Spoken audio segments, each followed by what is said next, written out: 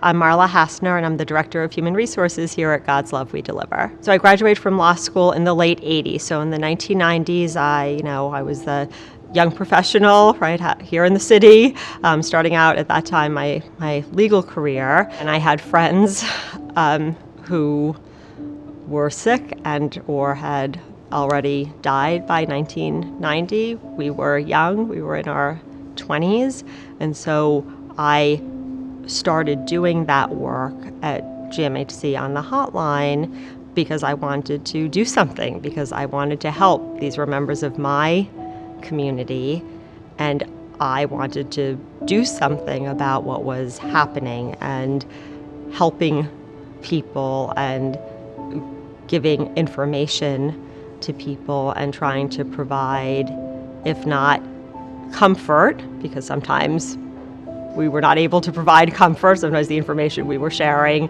would not be comforting, but at least being able to empower people with knowledge and have people know there was somewhere they can call, that they can get non-judgmental support, because a big part of what we were doing on the GMHC hotline at that time, we were providing kind of unconditional positive support, non-judgmental support, being able to actually work day to day in the legal department on staff at GMHC and actually help people navigate workplace-related issues meant a lot to me, both personally and professionally, because I could really leverage what I knew how to do professionally and have that meld with something that I personally cared very much about. I don't remember exactly the first time I heard about God's Love We Deliver, but it was in close connection to the work I started doing at GMHC. I mean, on the hotline, God's Love was a place that we often would refer people. So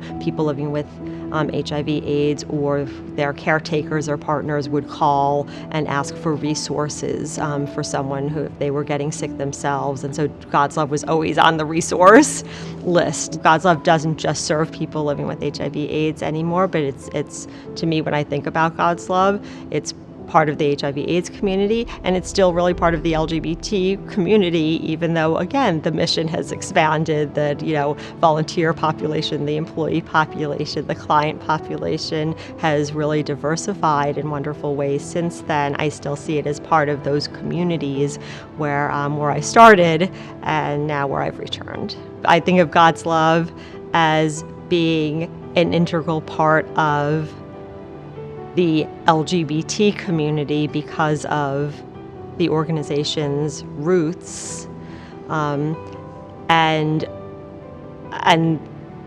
that part is still needed, right? This should still be a safe place for clients who are part of the LGBTQ communities, for staff who are part of those communities, for volunteers who are part of those communities. We've come obviously such a long way culturally and legally and socially on all of these fronts, but not every place, even in New York, is an entirely safe and supportive place for people who are part of that community. And that includes the HIV/AIDS community. Again, far less stigma now than in the 80s and in the 90s. I mean, the employment discrimination was quite overt when I started working in the legal department at GMHC. It's, proving the fact wasn't the issue. Resolving the matter before someone passed away was often the issue. But the facts were pretty stark and pretty open. But again,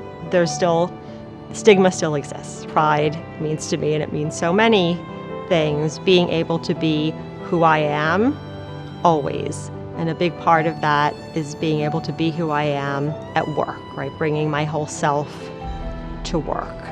Because we spend most of our waking hours, if we work outside our home, we spend most of our waking hours at work with colleagues, clients, and others. And so to not be able to bring an integral part of yourself into what you're spending so many hours a day doing is very challenging.